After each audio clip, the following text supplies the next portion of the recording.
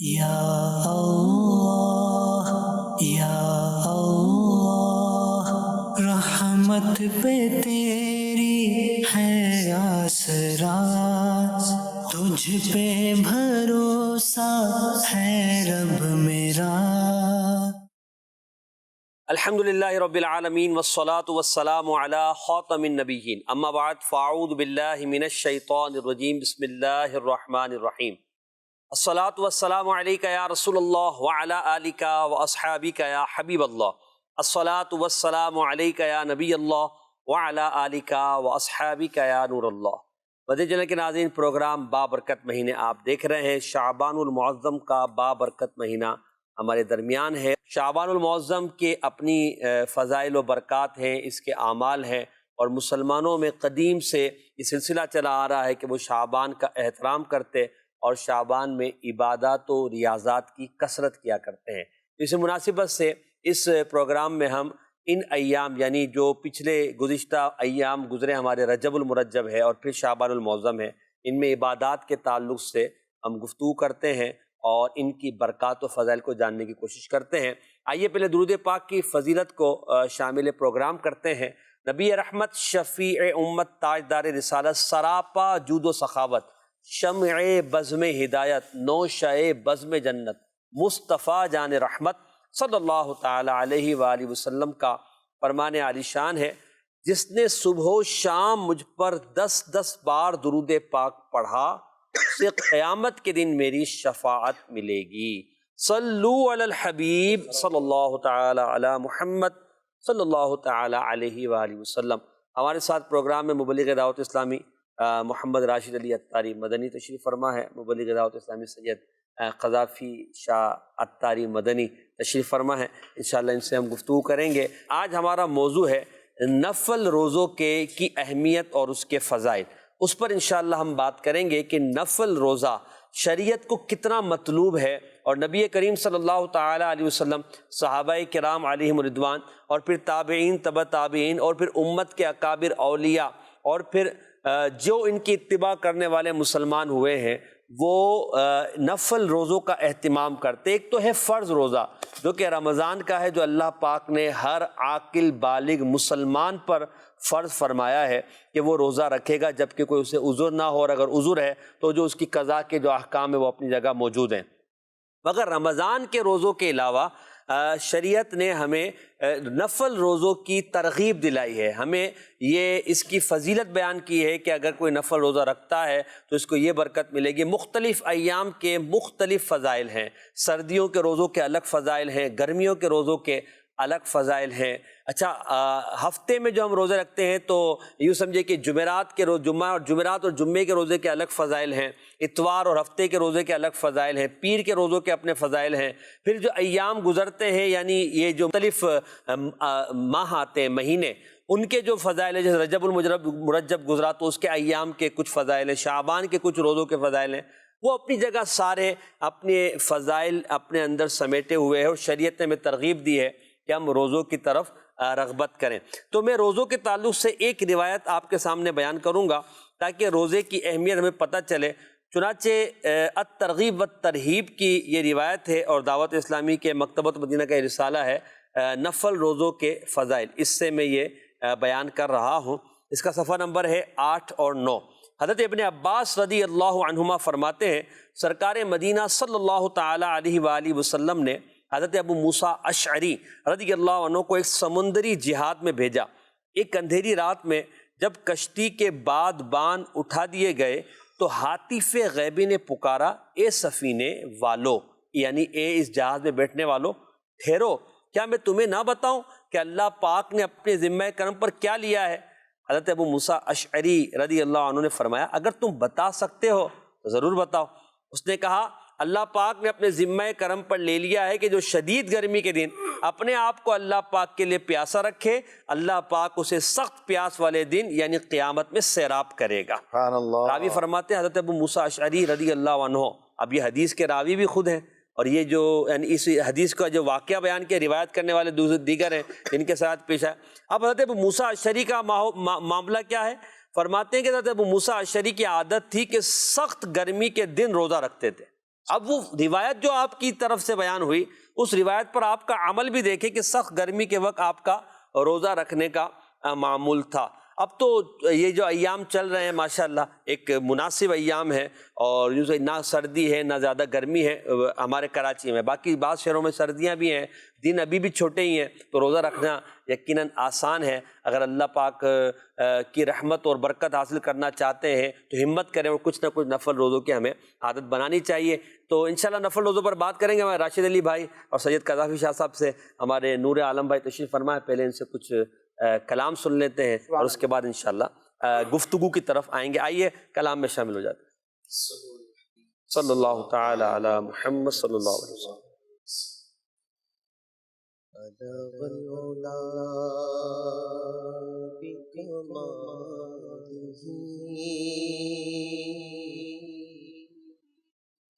کشف الدجا بجمالہ بلغ العلا بکمالہ کشف الدجا بجمالہ حسنت جمیع خصالہ صلوا علیہ وآلہ حسنت جمیع خصالہ صلوا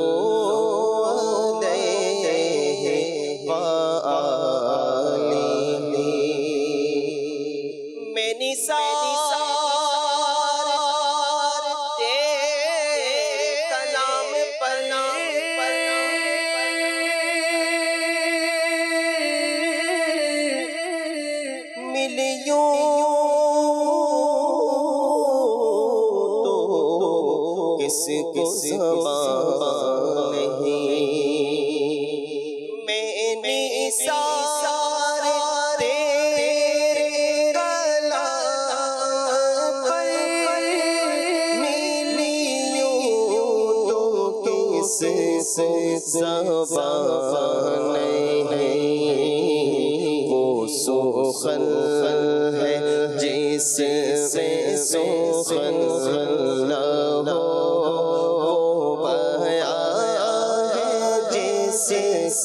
کا بیان نہیں بلغ العلا بکمالہ کشف الدجا بجمالہ حسنت جمیع خصالہ صلوا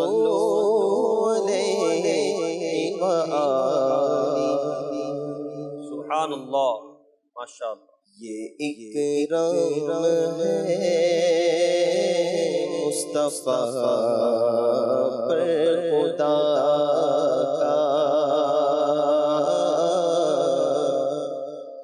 یہ اکرام ہے مصطفیٰ پر خدا کا،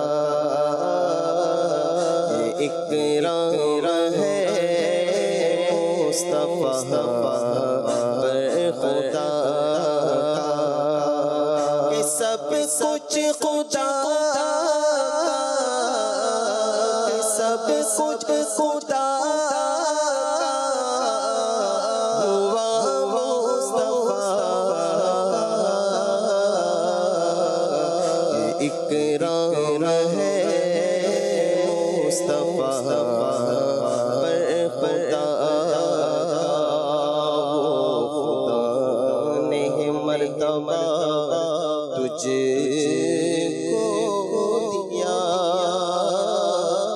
نہ کسی کو ملے نہ کسی کو ملا کہ کلام مجید نے دکھائی شاہ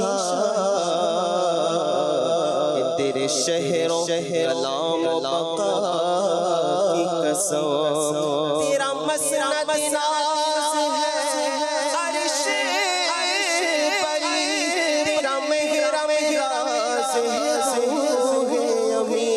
تو ہی سرور دو سراغ شغا تیرا مثل نہیں ہے خدا کی قسم یہ اکرام ہے مصطفیٰ پر خدا کا اور یہ بیٹھا ہے سیکا تمہاری عطا یہ بیٹھا ہے سیکا تمہاری عطا کبھی ہاتھ اٹھنے نہ پایا گدا یہ اکرام ہے مصطفیٰ پر خدا زباں پہلے کچھ حمد سے پاک ہونے زباں پہلے کچھ حمد سے پاک ہونے تو پھر نہ ملے وہ حبیب خدا یہ اکرام ہے مصطفیٰ پر خدا کا یہ اکرام ہے مصطفیٰ پر خدا کا جو بندہ خدا وہ بندہ تمہارا جو بندہ خدا وہ بندہ تمہارا جو بندہ تمہارا جو بندہ تمہارا وہ بندہ خدا یہ اکرام ہے مصطفیٰ پر خدا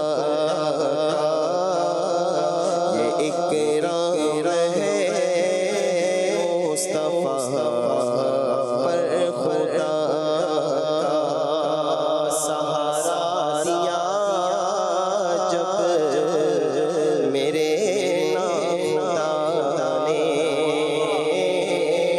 سہارا دیا جب میرے ناخدا نے ہوئی ناؤ سیدھی ہیرا رخ ہوا کا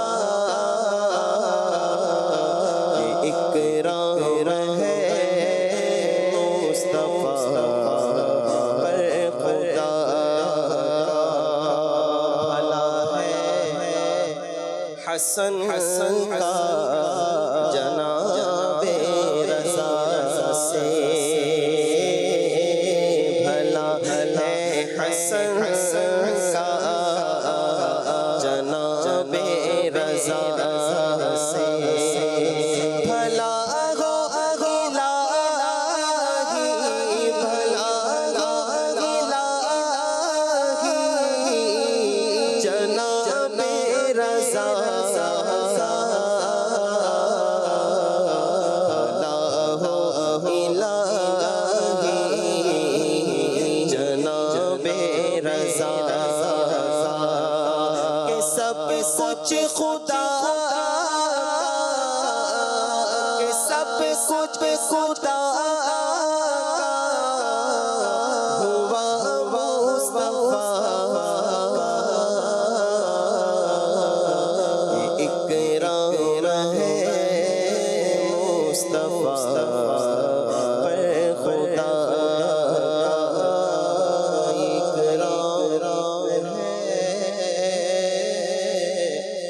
مصطفیٰ پر سبحان اللہ سبحان اللہ. بھلا ہو الہی جناب رضا کا. الحمدللہ جناب رضا سے ہم سب کا بھلا ہے، اور اعلیٰ حضرت رحمۃ اللہ تعالیٰ علیہ کی سیرت و کردار، آپ کے افکار و نظریات نے الحمدللہ ایک عالم کو روشناس کیا ہے، ایک عالم کو مہکایا ہے. اللہ کریم ہمیں سید اعلیٰ حضرت رحمۃ اللہ علیہ کی سچی محبت اور ان کے مسلک پر استقامت عطا فرمائے، آمین. راشد علی بھائی، سب سے پہلے آپ سے میں آغاز کرتا ہوں. ایک روایت میں نے آپ کے سامنے بیان کی گرمی کے روزوں کے تعلق سے، تو اس طرح سردیوں کے روزوں کی بھی فضائل ہیں مطلقاً. پہلے تو میں آپ سے یہ چاہوں گا کہ نفل روزوں کی اہمیت کو کچھ اجاگر مزید ہمارے دلوں میں کیا جائے، اس کے لیے آپ کیا فرمائیں گے؟ بسم اللہ الرحمن الرحیم. اللہ تبارک و تعالی ہمیں اپنی عبادت اخلاص کے ساتھ کرنے کی توفیق عطا فرمائے. آمین. قرآن مجید برہان رشید کی آیات ہوں یا نبی کریم رؤوف الرحیم صلی اللہ تعالی علیہ وسلم کے فرامین ہوں، محسن بھائی، ہمیں ہر جگہ یہ چیز نظر آتی ہے کہ بندہ مومن کو ایمان اور اعتقادات کے بعد عبادات کا حکم دیا گیا ہے، اور عبادات میں بھی پھر نماز، روزہ، حج، زکوٰۃ ان کی ایک مرکزی حیثیت ہے. اور روزوں کی اگر بات کی جائے تو یہ بڑی خوبصورت اور بڑی گویا کہ عشق والوں کی عبادت ہے. سبحان اللہ. کہ یہ وہ عبادت ہے کہ جس میں اگر جب تک انسان اپنے لبوں سے اس کا اظہار نہ کرے، دوسروں پر یہ چیز آشکار نہیں ہوتی. صحیح. دیگر عبادات میں ریا کا اور دکھاوے کا ایک عنصر موجود ہوتا ہے، واضح ہوتا ہے، آسانی کے ساتھ اس میں ریاکاری علانیہ ہوتی ہے، ہو سکتی ہے جی. لیکن روزہ ایسی باطنی عبادت ہے کہ جب تک بندہ از خود اظہار نہ کرے، لوگوں پر یہ چیز ظاہر نہیں ہوتی. صحیح. اور نفلی عبادات، خواہ وہ نفلی نمازیں ہوں، نفلی روزے ہوں، نفلی صدقات ہوں یا دیگر نفلی عبادات ہوں، نفل سے مراد یہ ہے کہ جن کے کرنے کا شرعاً فرض اور واجب کے طور پر حکم نہیں ہے کہ نہیں کریں گے تو گناہ گار ہوں گے. نفل یہ کہ کریں گے تو ثواب ملے گا، نہیں کریں گے تو ثواب سے محرومی ہی کا معاملہ ہے. فرض اور واجب کے علاوہ ایکسٹرا کام، جی ایکسٹرا کام جو لازم نہ ہو بندے پر شریعت کی جانب سے. نفلی عبادات کی اہمیت کو بیان کرنے کے لیے علماء کرام ایک حدیث قدسی ذکر کرتے ہیں جو بخاری شریف میں موجود ہے. رب تبارک و تعالیٰ کو اپنے بندے کے اعمال میں سب سے زیادہ محبوب عمل وہ ہوتا ہے جو رب تبارک و تعالیٰ نے اپنے بندے پر فرض کیا ہے. یہ حدیث قدسی کا خلاصہ ہے کہ رب تبارک و تعالیٰ اپنے بندے کے اس عمل سے بہت زیادہ خوش ہوتا ہے، راضی ہوتا ہے کہ جو اس پر فرض ہیں. صحیح. فرض کی ادائیگی کے بعد جو نوافل ہیں، اس نوافل میں نفلی عبادت میں آپ دیکھیں تو روزہ بھی ہے، نماز بھی ہے، دیگر عبادات ہیں. حدیث پاک میں نوافل کا ذکر ہے اور وہ عام ہے نفلی عبادات کو، چاہے وہ روزہ ہو، چاہے نماز ہو، چاہے وہ عمرہ ہو، چاہے وہ حج ہو، تمام نوافل اس میں آ جائیں گے. جی. تو رب تبارک و تعالیٰ فرماتا ہے کہ فرض کے بعد نوافل کی ادائیگی کے ذریعے بندہ میرا قرب پاتا ہے، میرے قریب آتا ہے، میری رحمت کا خواہاں ہوتا ہے. اور وہ فرض کے بعد نوافل کی اس طرح ادائیگی کرتا ہے، استقامت کے ساتھ وہ نفلی عبادت کرتا رہتا ہے، حتیٰ کہ ایک ایسا مقام آتا ہے کہ حتیٰ احببتہ، یہاں تک کہ میں اس بندے کو اپنا پیارا اور محبوب بنا لیتا ہوں، جس کو ہم ولی اللہ کے لقب سے بھی تعبیر کرتے ہیں. پھر رب تبارک و تعالیٰ اس بندے کو غیر معمولی صلاحیتیں عطا فرماتا ہے. تو فرائض و واجبات ان کی ادائیگی تو حتمی ہے، ضروری ہے، لیکن رب کا قرب خاص پانے، ولایت کا درجہ پانے، رب تبارک و تعالیٰ کی معرفت کو بڑھانے کا ایک بنیادی ذریعہ وہ نفلی عبادات ہیں. اور نفلی عبادات میں بھی جو نفلی روزہ ہے اس کی بڑی برکات ہیں. ہر مہینے ہی میں کچھ ایسے ایام ہیں جن میں نفلی روزہ رکھنے کی ترغیب دلائی گئی ہے. جیسے آپ نے ایک بات ابھی شروع میں کہی نا کہ ایک عشق والی عبادت ہے، تو اس پہ ایک بات ذہن میں آئی کہ روزہ رکھنے والا اپنے محبوب یعنی اللہ پاک کی محبت میں کھانے پینے کو چھوڑتا ہے، اپنی خواہشات نفسانی کو چھوڑتا ہے. کس کی محبت میں؟ اللہ پاک کو، جس کو اس نے دیکھا نہیں ہے، اس کی قدرت کو اس نے دیکھا ہے اور اس پر ایمان لایا ہے، اور اس کی محبوب بننے کے لیے یا اس کا ثواب پانے کے لیے یا اس کا قرب پانے کے لیے وہ بس اللہ کی محبت میں ان چیزوں کو جو اس کے اختیار میں ہیں وہ چھوڑ دیتا ہے. تو وہ جو آپ نے کہا عشق والی بات ہے، تو عاشق بھی یہی کرتا ہے نا، اس کے اختیار میں ہوتا ہے، پھر بھی اسے جو ہے وہ اپنے محبوب کے لیے چھوڑتا ہے. سبحان اللہ. آپ نے جو سردی اور گرمی کے روزوں کے حوالے سے ارشاد فرمایا، یہ دین اسلام کا حسن ہے کہ موسم کی تبدیلی کے ساتھ بعض اوقات ایک ہی عمل ایک وقت میں آسان لگتا ہے اور دوسرے وقت میں مشکل ہو جاتا ہے. جیسے کہ گرمیوں میں اگر ٹھنڈے پانی سے وضو کیا جائے تو इंसान को बल्कि राहत होती है गर्मी में, लेकिन यही मामला अगर सर्दी में हो, ठंड के वक्त अगर ठंडे पानी से वुज़ू या गुस्ल का मामला हो तो इंसान के लिए तबई तौर पर बशरी तकाजे के मुताबिक ये तकलीफ दे है। लेकिन दीन इस्लाम ने हर एतबार से ही अमल की फजीलत को बयान किया और सर्दी गर्मी के और इंसान की जिस्मानी ताकत और कमजोरी के एतबार से भी फजीलत में भी फर्क बयान फरमाया है। जैसे कि आप देखें कि सर्दी की हालत में, ठंड की हालत में वुज़ू करने का एक खुसूसी सवाब बयान किया गया। यही मामला रोज़ों का है कि रोज़ों में अगर गर्मी के मौसम में रोज़ा रखा तो उसमें चूंकि प्यास और भूख की शिद्दत ज़्यादा होती है, उसमें गोया के नफ्स पर ज़्यादा तकलीफ वाला मामला होता है, गिरां होता है मामला, तो फिर गर्मी के रोज़ों की भी फजीलत होती है। लेकिन सर्दी का जो रोज़ा है इसको हदीस पाक में अल गनीमतुल बारिदा कहा गया है। वाह वाह वाह। सर्दी के मौसम में रोजा रखना ये ठंडी गनीमत है। ठंडी गनीमत एक तो इस एतबार से में बिल्कुल जाहिर होता है, समझ में आता है कि गर्मियों के मुकाबले में सर्दियों का जो ड्यूरेशन और दौरानिया होता है वो कम होता है। यानी मिसाल के तौर पर अगर गर्मी में 15 घंटे का रोजा है, यानी सुबह सादिक से लेकर गुरूब आफ्ताब तक अगर 15 घंटे हैं मिसाल के तौर पर, तो उमूमन सर्दियों में दिन का जो दौरानिया होता है वो थोड़ा रिड्यूस हो जाता है, 12 घंटे अमूमन होता है।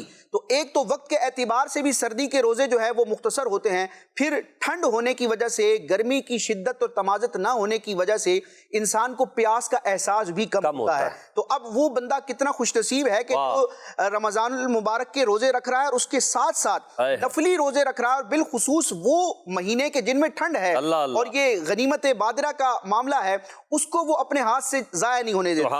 और मोहसिन भाई, ये यहाँ पर शारिहीन हदीस ने जिक्र किया कि ये जो सर्दी के रोजों को ठंडी गनीमत कहा गया और इसकी एक फजीलत बयान की गई, तो ये असल रोजे की जो नेकी है, यानी नफ्से रोजा है, उसके सवाब की बात है। सही है। वरना गर्मियों में अगर कोई नफली रोजा रखे, यानी एक तो सर्दी में रोजा रखने को आसान कहा गया और ठंडी गनीमत कहा गया, लेकिन इसके बरक्स अगर कोई गर्मी में रोजा रखता है तो उसको उस गर्मी में उस प्यास को मजीद बर्दाश्त करने पर जो तकलीफ होगी उस तकलीफ का भी सवाब मिलेगा, क्योंकि ये एक उसूल है दीन का, खूबसूरत एक गोया के अंदाज है कि जिस इबादत में मशक्कत ज्यादा होती है उसका अजर सवाब भी ज्यादा होता है। अफदलुल इबादत अहमजुहा, ये बयान किया जाता है। हजरत मौला अली हैदर कर्रार कररमल्लाहु ताला वजहुल असना का एक खूबसूरत जुमला यहाँ पर मुफ्ती अहमद यार खान नईमी रहमतुल्लाह ताला ने जिक्र किया कि सर्दियों के रोजे अगरचे ठंडी गनीमत है, लेकिन गर्मियों में भी रोजा रखने वाला रब तबारक व ताला की रहमत से हिस्सा पाएगा और उस मजीद तकलीफ आने पर उसको मजीद अजर भी अता किया जाएगा जो असल रोजे के सवाब से जायद होगा। क्या बात है। इसके तहत मुफ्ती अहमद यार खान नईमी मौला अली का फरमान जिक्र करते हैं कि हैदर कर्रार कररमल्लाहु ताला वजहुल असना ने इरशाद फरमाया, मुझे 3 चीजें बड़ी प्यारी हैं। अब वो 3 चीजें कितनी प्यारी हैं, वो कलिमात इतने मुकफ़्फ़ा और मुसज्जा हैं, सुभान अल्लाह। मौला अली फरमाते हैं, पहली चीज जो मुझे प्यारी है वो है इकरामुद्दैफ, दूसरी चीज है सियामुस्सैफ, और तीसरी शय है जिहाद बिस्सैफ। अल्लाह अल्लाह। पहला जो सैफ है वो स्वाद के साथ है जिसका मतलब गर्मी है, और सीन के साथ जो सैफ होता है इसका मतलब तलवार। तो हैदर कर्रार फरमाते हैं कि मुझे 3 चीजें बड़ी प्यारी हैं। नंबर 1, मेहमान की खिदमत करना, अल्लाह अल्लाह, गोया कि मेहमान नवाजी करना। नंबर 2, गर्मी के रोजे, और नंबर 3, तलवार के साथ राह खुदा में जिहाद। अल्लाह अल्लाह, क्या बात है। यानी कितनी खूबसूरत बात, सर्दी और गर्मी दोनों के आपने फ़ज़ाइल जिक्र कर दिए। शाह साहब, फ़ज़ाइल की बात हो रही है रोज़ों के ताल्लुक़ से, नफल रोज़ों के ताल्लुक़ से, आप क्या फरमाएंगे नफल रोज़ों के ताल्लुक़ से? ताकि आप चूँकि शाबान का महीना है, दावत इस्लामी के दीनी माहौल में, तो अल्हम्दुलिल्लाह रजब का चाँद नज़र आते ही सहरी इज्तिमात भी शुरू हो जाते हैं मुख्तलिफ मकामात पर। इस तरह वे कोशिश करते हैं नफल रोज़ा रखने का। फिर पीर शरीफ के रोज़ा रखने की या जुमेरात का रोज़ा रखने की तरगीब है। नेक आमाल में एक कि आपने हफ्ते में कम अज़ कम एक रोज़ा रखना, पीर या जुमेरा का रख ले तो ज़्यादा बेहतर है। क्या कहते हैं नफल रोज़ों के ताल्लुक़ से? बिस्मिल्लाहिर्रहमानिर्रहीम। देखें, नफल रोज़ों का एतबार अगर देखा जाए ना, तो नबी रहमत शफ़ी उम्मत सल्लल्लाहु अलैहि वसल्लम की हयात तय्यबा को अगर हम देखें, आका अलैहिस्सलाम के आमाल तय्यबा को अगर हम देखें, तो नफल रोज़ों का पूरा एक चैप्टर है। आका दो जहां सल्लल्लाहु अलैहि वसल्लम ने जो है वो बहुत ज़्यादा नफल रोज़ों का भी एहतिमाम फरमाया है। अब नफल रोज़ों का जैसे शाबानुल मुअज़्ज़म के अंदर तो आम रूटीन के अंदर भी रोज़ों के फ़ज़ाइल हैं, बरक़ात हैं, और हर नफल रोज़े की फजीलत है। सही। साथ में ایام بیت کے روزے جو ہیں، درمیان کے دن جو ہے وہ مہینے کے درمیان کے 3 روزے، اسی طریقے سے مختلف جو مواقع ہیں اس کے اوپر جو روزے رکھے جاتے ہیں اس کے الگ سے احادیث میں فضائل جو ہیں وہ وارد ہوئے ہیں۔ اور پھر جیسے جمعرات کا روزہ ہے، پیر شریف کا روزہ ہے، یعنی ہفتے میں ایک روزہ، تو نبی رحمت صلی اللہ علیہ وسلم سے یہ ثابت ہے کہ آقا علیہ السلام ہر پیر شریف کو روزہ رکھا کرتے ہیں۔ واہ واہ، تو یہ ایک تسلسل کے ساتھ ہے۔ اور پھر جب شعبان المعظم کی جلوہ گری ہوتی تو نبی رحمت شفیع امت صلی اللہ علیہ وآلہ وسلم کا یہ مبارک انداز ہوتا تھا کہ اماں عائشہ صدیقہ طیبہ طاہرہ رضی اللہ تعالی عنہا ارشاد فرماتی ہیں کہ سرکار دو عالم صلی اللہ علیہ وآلہ وسلم جو ہے شعبان سے زیادہ، فرماتے رمضان کے بعد جو شعبان میں سب سے زیادہ جو ہے آپ روزوں کا اہتمام کیا سبحان کرتے اللہ، تھے، سبحان اور اس کثرت کے ساتھ روزے رکھا کرتے تھے، یہاں تک کہ روایات میں موجود ہے کہ سارا ہی شعبان روزے رکھا کرتے تھے۔ صحیح۔ پھر علماء نے اس کی تشریح بیان کی کہ سارا جو ہے وہ شعبان سے مراد یہ کہ شعبان کے اکثر روزے رکھا کرتے تھے۔ صحیح۔ پھر مطلقاً جو ہے وہ روزوں کے بڑے فضائل ہیں۔ صحیح۔ نبی پاک علیہ السلام کی حدیث پاک ہے، آقا دو جہاں علیہ السلام نے ارشاد فرمایا جس نے ایک نفل روزہ رکھا اس کے لیے جنت میں ایک درخت لگا دیا جاتا ہے۔ سبحان اللہ۔ پھر فرمایا کہ وہ درخت جو لگا دیا جائے گا جس کا پھل انار سے چھوٹا اور سیب سے بڑا ہوگا، واہ واہ، وہ شہد جیسا میٹھا اور خوش ذائقہ ہوگا۔ اللہ پاک بروز قیامت روزہ دار کو اس درخت کا پھل کھلائے گا۔ اللہ اکبر، کیا بات ہے۔ اتنی برکت ہے۔ جہاں کی نعمتیں ملتی ہے روزہ دار کو، دو جہاں کی نعمتیں ملتی ہے روزہ دار کو، دو جہاں کی نعمتیں ملتی ہے روزہ دار کو، جو نہیں رکھتا ہے روزہ، جو نہیں رکھتا ہے روزہ، وہ بڑا بڑا دان ہے۔ اللہم بلغنا رمضان،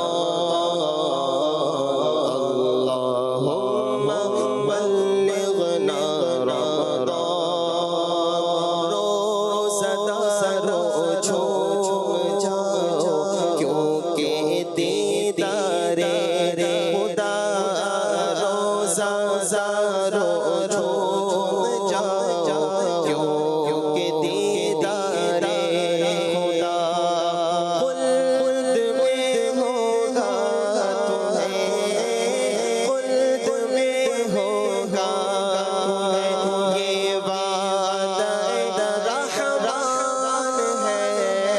اللہم بلغنا رمضان، اللہم بلغنا رمضان۔ سبحان اللہ، ماشاء اللہ۔ نبی رحمت شفیع امت صلی اللہ تعالی علیہ وآلہ وسلم کا فرمان عالی شان ہے جس نے ثواب کی امید رکھتے ہوئے ایک روزہ رکھا، واہ واہ واہ، اللہ پاک اسے دوزخ سے 40 سال کی مسافت کے برابر دور فرما دے۔ اللہ اکبر، کیا بات ہے۔ یعنی جنت کے پھل کی بھی بشارت ہے اور جہنم سے دوری کی بھی بشارت کی بشارت۔ واہ واہ، کیا بات۔ مزید نبی پاک علیہ السلام نے ارشاد فرمایا جس نے رضائے الہی کے لیے ایک دن کا نفل روزہ رکھا، سبحان اللہ۔ اللہ پاک اس کے اور دوزخ کے درمیان ایک تیز رفتار سوار کی 50 سالہ مسافت یعنی فاصلے تک دور فرما دے گا۔ اللہ اکبر، اللہ اکبر۔ نبی پاک کیا علیہ بات۔ السلام نے ارشاد فرمایا اگر کسی نے ایک دن نفل روزہ رکھا آہا، اور زمین بھر سونا اسے دیا جائے صحیح، جب بھی اس کا ثواب پورا نہ ہوگا، اللہ اکبر، اللہ اکبر۔ اس کا ثواب تو قیامت کے دن ہی ملے گا۔ پھر کیا چاہیے شاہ صاحب، یعنی اتنا فضیلت ہے، اتنی برکتیں ہیں، ثواب کے تعلق سے دیکھ لیں، جنت کے تعلق سے دیکھ لیں، دوزخ سے دوری کے تعلق سے دیکھ لیں، اللہ کی رحمت کو ملنے کے تعلق سے دیکھ لیں، تو پھر نفل روزوں کا اہتمام ہمیں کرنا چاہیے اور اس کے لیے ہمیں کوشش بھی کرنا چاہیے۔ اس کے فضائل اور اس میں مزید جیسے اب شعبان کے تعلق سے ہم گفتگو کریں، کچھ کالز ہم شامل کرتے ہیں، پھر ہمیں سیگمنٹ کی طرف بھی بڑھنا ہے، نعت خواہ اسلامی ہمارے ساتھ ہے، کچھ مناجات بھی انشاءاللہ ہم اشعار شامل کرتے ہیں۔ آئیے کچھ کالز شامل کرتے ہیں۔ تو اطہر اطہار اسلام آباد سے عرض کر رہا ہوں، ببرکت مہینوں میں الحمدللہ بہت اچھا ہمیں نالج مل رہا ہے، اور بالخصوص اسی دعوت اسلامی کے ماحول کا فیضان ہے کہ رجب میں مجھے 7 روزے رکھنے کی سعادت حاصل ہوئی ہے، اور شعبان میں بھی انشاءاللہ یہی نیت ہے۔ اللہ پاک ہمیں نیک ماحول کے ساتھ جڑے رہنے کی توفیق عطا فرمائے۔ مبلغین رہنمائی فرمائے اس پہ استقامت کیسے مل سکتی ہے کہ ہم ریگولر روزے رکھنے والے بن جائیں؟ جی انشاءاللہ، پہلے تو آپ کو مبارک، ماشاءاللہ آپ نے 7 روزے رکھے اور شعبان کا بھی آپ کا ارادہ ہے، اللہ چاہے گا تو انشاءاللہ اس میں بھی آپ کو استقامت ملے گی، اور پھر رمضان کے روزے تو انشاءاللہ فرض رکھنے۔ آپ کے سوال کے جواب لیتے ہیں، ایک کال اور ہم شامل کرتے ہیں پہلے۔ میرا سوال ہے، نفل روزوں کے فضائل تو بہت ہیں مگر نفل روزوں پر استقامت نہیں ملتی، اس کا کیا حل ہے؟ راشد بھائی دونوں سوالات تقریباً ملتے جلتے ہیں، تو کیا کہتے ہیں استقامت کے بارے میں؟ اصل میں ہوتا یہی ہے کہ وہ اچھا، پھر جیسے آپ نے روایت بیان کی نا، اس وقت میرے ذہن میں گفتگو آ رہی تھی کہ وہ نفل پر کنٹینیو وہ عمل کرتا ہے نا، وہ نفل کام کرتا ہے، پھر اللہ پاک ایک مقام اسے عطا فرماتا ہے، تو یہ کیسے بندہ جو ہے اس استقامت کو حاصل کرے؟ یہ استقامت بڑی شے ہے، اور اس کو کہا جاتا ہے کہ الاستقامت فوق الکرامہ۔ استقامت جو ہے کسی بھی نیک عمل پر ہمیشگی اختیار کرنا، یہ کرامت سے بڑھ کر ہے۔ بالکل۔ علامہ ظفر الدین بہاری رحمۃ اللہ تعالی علیہ نے اعلیٰ حضرت امام اہل سنت کی جب کرامات کے حوالے سے اپنی کتاب حیات اعلیٰ حضرت میں چیپٹر شروع کیا، تو ویسے تو امام اہل سنت کی کئی کرامات تھیں، لیکن سب سے پہلے ظفر الدین بہاری رحمۃ اللہ تعالی نے اسی نقطے کو ذکر کیا کہ اعلیٰ حضرت کی ویسے تو کئی کرامات ہیں، لیکن سب سے بڑی کرامت استقامت علی الدین ہے۔ اللہ اکبر۔ تو دین پر، اچھے اعتقادات پر اور نیک اعمال پر، عبادات پر استقامت، یہ رب تبارک و تعالیٰ کی بہت بڑی نعمت ہے۔ تو نفلی عبادت ہو یا فرض عبادت ہو، اس پر استقامت کے لیے پہلی چیز تو یہ ہے کہ بندہ صدق کے دل سے رب تبارک و تعالیٰ کی بارگاہ میں دعا کرے۔ صحیح۔ رب تبارک و تعالیٰ ہی نیک عمل کی توفیق عطا فرمانے والا ہے، دعا کو لازم اختیار کرے، پھر ان نفلی عبادات، نفلی روزوں کے فضائل کو بار بار پڑھتا رہے۔ صحیح۔ ایک دفعہ روایت سنی، ایک جذبہ آیا اور انسان نے روزے رکھ لیے، پھر رفتہ رفتہ وہ روایات، وہ مضامین محو ہوتے جاتے ہیں، یعنی انسان کی توجہ میں نہیں رہتے۔ تو دینی کتابوں کا مسلسل مطالعہ رہے، اور ایسے مکتبۃ المدینہ کے کئی رسائل امین سنت کی تحریرات ہیں، بالخصوص فیضان سنت میں جو ایک باب ہے فیضان رمضان، یہ الگ سے بھی فیضان رمضان کتاب ملتی ہے، اس میں نفلی روزوں کا فضیلت پر پورا چیپٹر ہے، تو اس کو بار بار پڑھتا رہے گا تو انشاءاللہ ذہن بنے گا۔ اور پھر یہ ہے کہ ایسا ماحول بھی اپنا، یعنی اس کی گیدرنگ میں اور اس کے سرکل میں ایسے افراد ہوں جو نفلی عبادات کے گویا کہ شائق بھی ہوں اور عامل بھی ہوں، تاکہ وہ پھر ایک دوسرے سے جب ملاقات ہوگی، ڈسکشن ہوگی، تو دوسرے کے عمل کو دیکھ کر بھی بعض اوقات ترغیب ملتی ہے کہ میرا فلاں دوست،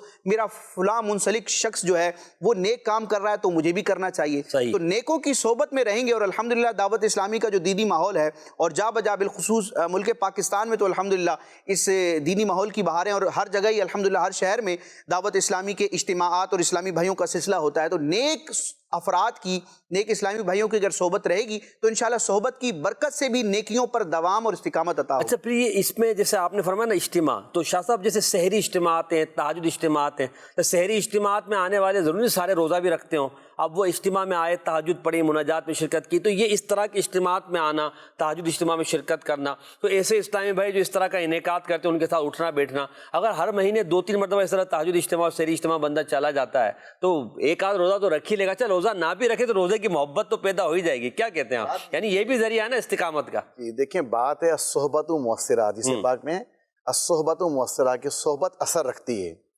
تو جیسے ماشاءاللہ سے جب انہوں نے سوال کیا ہے تو اس کے اندر یہ بتایا کہ میں نے دعوت اسلامی کی دینی ماحول کی برکت سے جو ہے رجب المرجب میں 7 روزے رکھنے میں کامیاب ہوں۔ الحمدللہ۔ تو بات یہ ہے کہ دعوت اسلامی کا دینی ماحول، اور جہاں اٹھنا بیٹھنا ہوتا ہے، جہاں روزوں کی ڈسکشن ہوتی ہیں، روزوں کے بارے میں بات چیت ہوتی ہے، بہت بڑی تعداد ہے محسن بھائی، جو ہمارے علاقوں میں، ہمارے ڈویژنوں میں، ہمارے ٹاؤنز کے اندر جو ہے ایک بڑی تعداد ہے کہ جن کو شاید نفلی روزوں کے بارے میں وہ کانسیپٹ نہیں تھا، معلومات نہیں تھیں، لیکن الحمدللہ یہ جو سحری اجتماعات ہیں ان کے اندر جب گئے اور جا کر وہاں پر بیانات سنیں، اور ایک ذہن، کہاں جا رہے ہیں جناب؟ سحری اجتماع میں۔ کہاں جا رہے ہیں؟ سحری۔ سحری تو رمضان میں ہوتی ہے، رمضان میں، یہ شعبان میں کوئی سحری کرا رہے ہیں، تو فوراً ذہن میں کیا بات ہے؟ اچھا رجب کا مہینہ ہے، اچھا جناب شعبان کا مہینہ ہے، اس لیے عاشقان رسول جو ہے وہ سحری اجتماع کا انعقاد کر رہے ہیں۔ اور جب ایک بات ہے کہ جب وہ گیدرنگ ہوتی ہے نا، ایک بڑی تعداد جب لوگوں کی جمع ہوتی ہے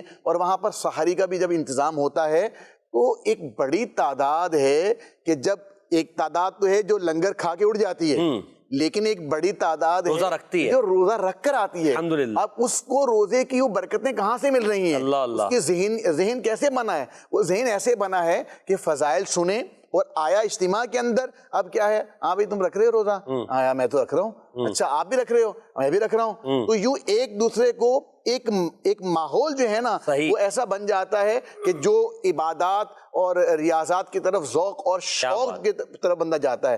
ایسے ہی استقامت پانے کا ایک بہترین نسخہ جو ہے جی وہ شیخ طریقت امیر اہل سنت دامت برکاتہم العالیہ کا بڑا مبارک رسالہ ہے، اس کا نام ہے 72 نیک اعمال.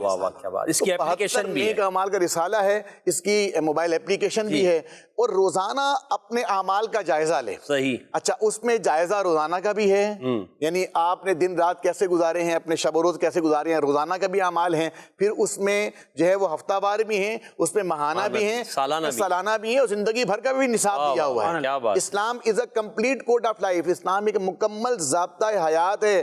اگر کوئی اس کے مطابق آج کے دور میں بولے نا بھی کیسے عمل کروں، کیسے میں ٹائم ٹیبل بناؤں، کیسے میں جدول بناؤں، تو اس کے لیے یہ 72 نیک اعمال کا رسالہ لے. 72 نیک اعمال کا، اور آج سے جو نا اس کو بھرنا شروع کریں انشاءاللہ. اس کی برکتیں جیسے آپ شاہ صاحب نے فرمائی نا وہ آپ دیکھیں گے آپ کو نصیب ہوں گی، اور اللہ نے چاہا تو نفل روزے عبادات اور دیگر علم کی برکتیں اللہ نے چاہا آپ کو اس کا حصول آپ کے لیے آسان ہو جائے گا. ایک اور کال دیجیے گا. میرا سوال ہے 15 شعبان قریب ہے، اس میں لوگ قبرستان جاتے ہیں، اس کی کیا وجہ ہے؟ بعض جگہ سنا ہے اس کی کوئی حقیقت نہیں بلکہ لوگوں نے خود اس عمل کو اپنے اوپر لازمی کر لیا ہے. جزاک اللہ خیرہ. پہلے ہم شامل کرتے ہیں اپنے پروگرام میں سیگمنٹ جس میں ہم درود پاک کے قرآن پاک کی تلاوت کے تعلق سے فضائل کو سنتے ہیں، اور سیگمنٹ کا نام ہے برکات قرآن. آئیے برکات قرآن سیگمنٹ کو ملاحظہ کرتے ہیں. یا اللہ رحمت پہ تیری ہے آسرات. مدنی چینل کے ناظرین، پروگرام جاری ہے بابرکت مہینے اور اس کا سیگمنٹ ہے برکات قرآن. اللہ تبارک و تعالیٰ کے پیارے اور آخری نبی جناب محمد عربی صلی اللہ علیہ وسلم کا فرمان حضرت ابو موسیٰ اشعری رضی اللہ تعالی عنہ نے بیان فرمایا ہے. حضرت امام مسلم صحیح مسلم میں ذکر فرماتے ہیں کہ نبی پاک صلی اللہ علیہ وسلم نے ارشاد فرمایا، جو بندہ مومن قرآن مجید پڑھتا ہے اس کی مثال مالٹے کی طرح ہے، جس کی خوشبو بھی اچھی ہوتی ہے، مزہ بھی خوب اور پاکیزہ ہوتا ہے. اور وہ بندہ مومن جو قرآن نہیں پڑھتا اس کی مثال خشک کھجور کی سی ہے کہ جس میں خوشبو تو نہیں ہوتی البتہ ذائقہ شیریں یعنی میٹھا ہوتا ہے.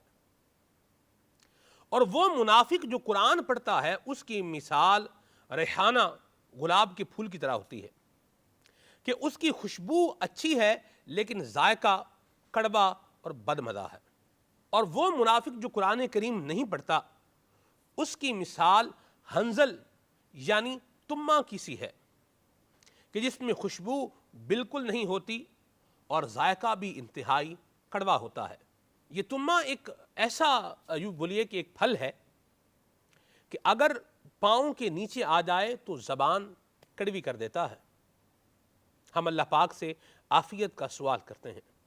اللہ تعالیٰ نے ہمیں ایمان والا بنایا ہے، اللہ تعالیٰ ہمیں قرآن کریم پڑھنے والا بھی بنائے. یہی ہے آرزو تعلیم قرآن عام ہو جائے، تلاوت کرنا صبح و شام میرا کام ہو جائے، تلاوت کرنا صبح و شام میرا کام ہو جائے. آمین بجاہ النبی الامین علیہ وعلی آلہ افضل الصلوات والتسلیم. اللہ ماشاء اللہ، صلو علی الحبیب صلی اللہ تعالی علی محمد. سلمان بھائی نے تلاوت قرآن کے تعلق سے ایک حدیث پاک اور پھر اس کے بعد شعر کے ذریعے ترغیب و دعا کا سلسلہ بھی ہوا. چلیں اسی کو کنٹینیو کرتے ہیں. نور عالم بھائی ہمارے ساتھ ہیں. حضور مناجات کے کچھ اشعار شامل پروگرام کر لیتے، پھر جو سائل کا سوال تھا اس کی طرف بڑھتے ہیں. جی صلی اللہ تعالی علی محمد صلی اللہ علیہ وسلم.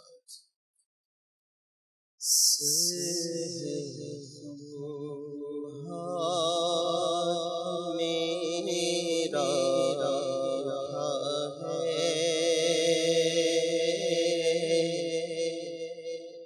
خدا تجھ سے میری دعا ہے، یا خدا تجھ سے میری دعا ہے، فضل رحم کی التجا ہے مولا، فضل رحم کی التجا ہے، یا خدا تجھ سے میری دعا ہے، قلب میں یاد تیری بسی ہو، ذکر لب پر تیرا ہر گھڑی ہو، قلب میں یاد لب پر ثنا ہے، میرے ہر درد کی دوا ہے، کون دکھیوں تیرے سوا ہے، یا خدا تجھ سے میری دعا ہے، اور حب دنیا میں دل پھنس گیا ہے، نفس بدکار حاوی ہوا ہے، ہائے شیطان بھی پیچھے پڑا ہے، یا خدا تجھ سے میری دعا ہے، آہ بندہ دکھوں میں گھرا ہے، اس کو تیرا ہی بس آسرا ہے، آہ بندہ دکھوں میں گھرا ہے، اس کو تیرا ہی بس آسرا ہے، التجا کرم یا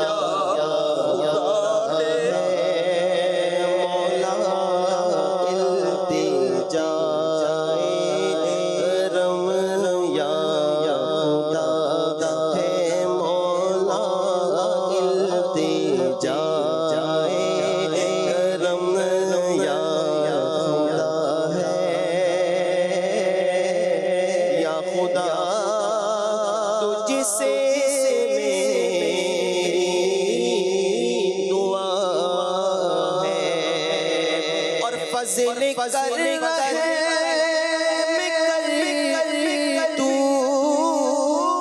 عطا کر، اور معاف خدا ہے عطا کر، واسطہ پنج تن پاک کا ہے،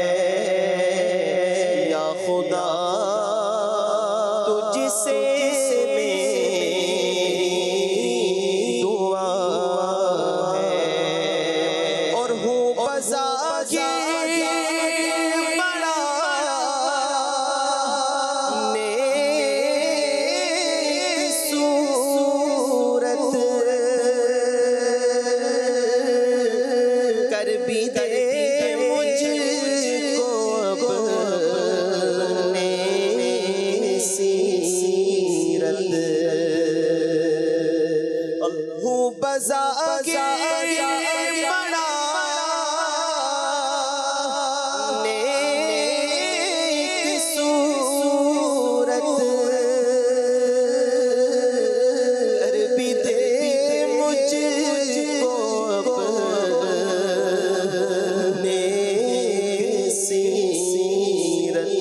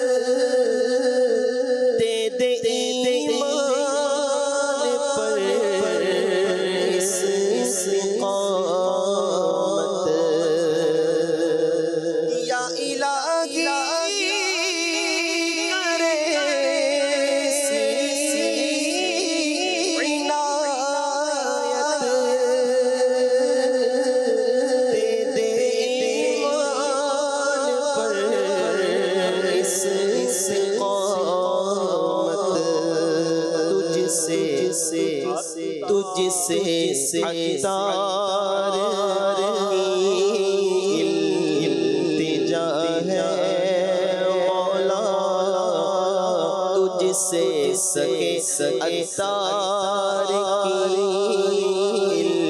التجا ہے یا خدا، تجھ سے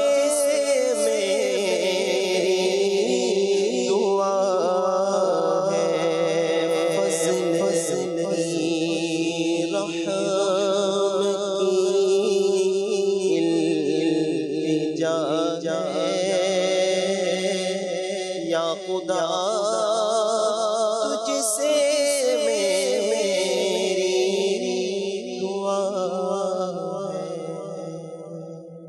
یا رب العالمین صلی اللہ تعالی علیہ وآلہ وسلم۔ صلو علی الحبیب صلی اللہ علی محمد صلی اللہ علیہ وسلم۔ راشد بھائی، وہ کالر نے سوال کیا تھا قبرستان جانے کے تعلق سے شب برات۔ جی، سوال جو کیا گیا تھا تو حدیث پاک میں نبی کریم علیہ السلام کا نصف شعبان یعنی کہ 15 شعبان المعظم کی رات قبرستان تشریف لے جانا، یہ ثابت ہے۔ ام المومنین حضرت عائشہ صدیقہ رضی اللہ تعالیٰ عنہا کی وہ پوری تفصیلی روایت موجود ہے جو کہ امیر علیہ سنت کے رسالے آقا کا مہینہ اس میں بھی درج ہے۔ تو قبرستان کی زیارت ویسے ہی سنت مبارکہ ہے، مستحب ہے۔ نبی کریم علیہ السلام ارشاد فرماتے ہیں کنت نہیتکم عن زیارت القبور فزوروها، کہ پہلے میں تمہیں قبروں کی زیارت سے منع کرتا تھا، کیونکہ ابتدائی اسلام میں کچھ حکمتوں کے تحت نبی پاک علیہ السلام نے قبرستان جانے کی ممانت فرمائی تھی، لیکن بعد میں یہ ممانت منسوخ ہو گئی، ختم ہو گئی، اور اب حکم دیا گیا۔ ارشاد فرمایا کنت نہیتکم عن زیارت القبور فزوروها، پہلے میں قبروں کی زیارت سے منع کرتا تھا، اب حکم دیتا ہوں کہ فزوروها، قبروں کی زیارت کرو، کہ اس کی دنیاوی اور اخروی برکات ایسی ہے کہ فإنها تزاہد فی الدنیا وتذکر الآخرہ، کہ قبروں کا منہ دیکھنا، قبرستان کی زیارت کرنا، یہ دنیا سے بندے کو بے رغبت کرتا ہے اور آخرت کی یاد دلاتا ہے۔ بالکل شب برات میں قبرستان جانا یہ سنت مبارکہ ہے، مستحب عمل ہے، اور اس طرح دیگر جو مبارک راتیں اور ایام ہیں جن میں مسلمان قبرستان کی طرف جاتے ہیں تو بالکل یہ درست ہے۔ اچھا، اس سوال میں یہ کہا گیا کہ لوگ اپنی طرف سے اس کو لازم سمجھتے ہیں۔ دیکھیں محسن بھائی، کسی کام کا مستقل طور پر کرنا اس بات کی دلیل نہیں ہوتی کہ وہ کرنے والا اس شخص کو، اس کام کو، وہ کرنے والا شخص اس کام کو شرعاً فرض، واجب اور لازم سمجھتا ہے۔ ورنہ ہم اپنی ڈیلی روٹین میں دیکھتے ہیں، روز مرہ کی معمولات ہمارے کھانے پینے کے اعتبار سے ہوں، لباس پہننے ملبوسات کے حوالے سے ہوں، کہیں آنے جانے کے اعتبار سے ہو، تو ہم بیسیوں کام روزانہ ایسے کرتے ہیں جنہیں ہم لازم نہیں سمجھتے، واجب نہیں سمجھتے، پھر بھی ہم روزانہ کرتے ہیں۔ تو کسی کام کو مستقل طور پر کرنا اس کے لازم ہونے کی دلیل نہیں ہوتا، اور یہ کسی سے بدگمانی بھی معاذ اللہ نہیں رکھنی چاہیے۔ کوئی بھی مسلمان اس کو واجب کے درجے میں نہیں لیتا۔